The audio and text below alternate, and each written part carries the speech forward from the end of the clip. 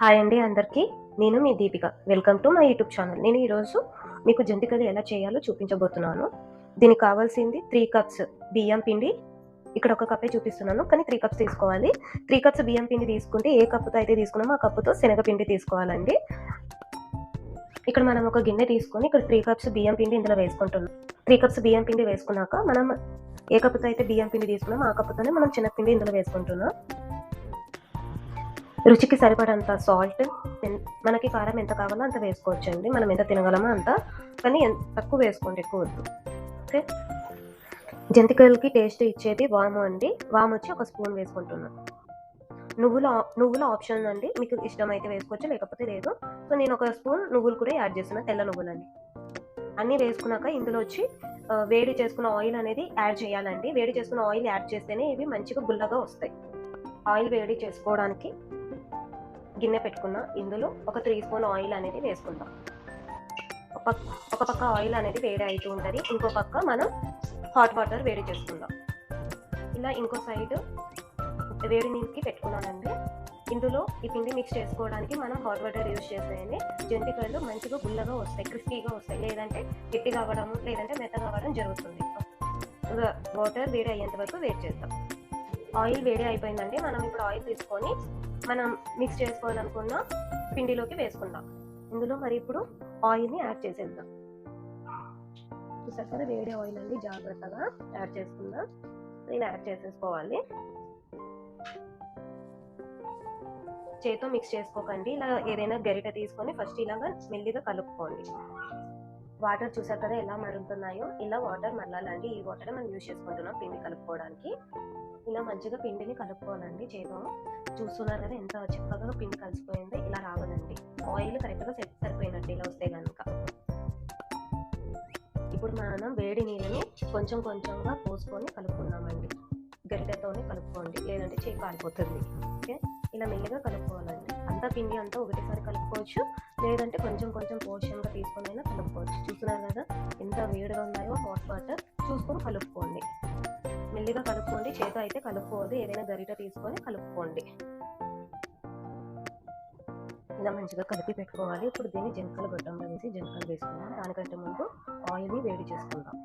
ఇలా జంతికల గొట్టంలో పిండిని పెట్టుకోవాలండి. ఇలా పిండిని పెట్టుకొని దీంతో క్లోజ్ చేసుకోవాలి. ఇలాగా చూస్తున్నారు కదా, ఈ చిన్న ప్లేట్లో నేను జంతికలు వేసుకుంటున్నాను, డైరెక్ట్ ఆయిల్లో కాకుండా. మీరు కావాలంటే డైరెక్ట్ ఆయిల్లో కూడా వేసుకోవచ్చు. నేను ఇందులో ఒకటి వేసుకుని నేను ఆయిల్లో వేస్తానండి. చూడండి ఎంత చక్కగా వస్తున్నాయి కదా. ఇట్లా మంచిగా మీకు ఎంత సైజ్ కావాలంటే అంత సైజుగా మీరు వేసుకోవచ్చు. ఇంత నీట్గా వస్తుంది చూడండి. ఇలాగా ఆయిల్ మంచిగా వేడి అయ్యిందండి. దీన్ని చేతిలో ఇలాగా తీసుకొని వేసేద్దాం. జాగ్రత్త అండి. ఇలానే ఇంకొకటి కూడా మనం వేసుకొని ఇంకొకటి ఆయిల్లో వేసేద్దాం. ఇంకొకటి వేసానండి, చూసారు కదా. ఇది నేను ఆయిల్లో వేసేస్తున్నాను. జాగ్రత్త అండి, ఆయిల్లో వేసేటప్పుడు చిన్న ఫ్లేమ్ పైన మనం వేసుకోవాలండి. మీడియం ఫ్లేమ్లో కూడా కాదు, చిన్న ఫ్లేమ్ పైననే అది మంచిగా బాయిల్ అయితేనే మనకి పిండి అంతా లోపల ఉడికిపోతుంది. చూసారు కదా ఎలా మనకి బబుల్స్ లాగా వస్తుందో ఆయిల్. మనం కదిలించొద్దు, అది బబుల్స్ అనేది ఆగిపోయిన తర్వాతనే మనం వాటిని తిరిగేయాల్సి వస్తుంది. చూసారు కదా బబుల్స్ అన్నీ తగ్గిపోయాయి. సో ఇది వేగిపోతా ఉందండి. మనం మెల్లిగా ఇలా తిప్పేసుకుందాం. మెల్లిగా తిప్పేసుకోవాలండి, ఓకేనా. ఇది వేడి అయ్యాకనే మనం తిరిగేసుకోవాలి.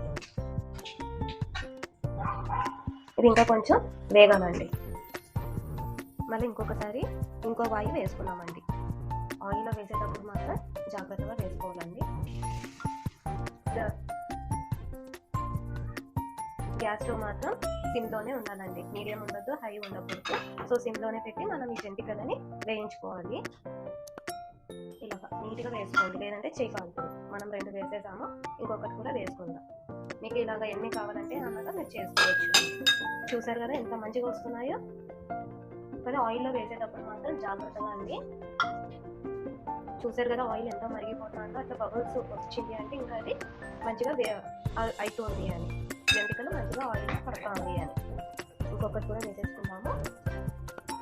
ఆయిల్లో వేసుకునేటప్పుడు జాగ్రత్త అండి.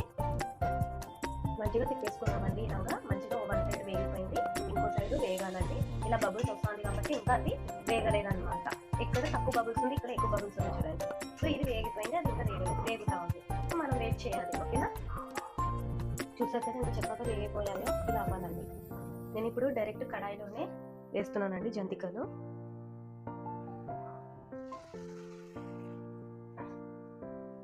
చూసుకోవాలండి, జాగ్రత్తగా వేయాలి, లేదంటే ఆయిల్ అనేది చేతి మీద పడుతుంది. ఇలాగా మంచిగా వేసుకోవాలండి.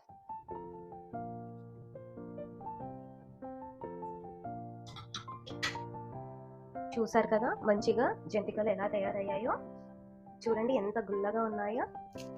చూడండి ఇలా మీరు కూడా నేను చూపించినట్టు మీ ఇంట్లో తయారు చేసి ఎలా వచ్చాయో నాకు కామెంట్ సెక్షన్లో తప్పకుండా కామెంట్ చేయండి. Thanks for watching.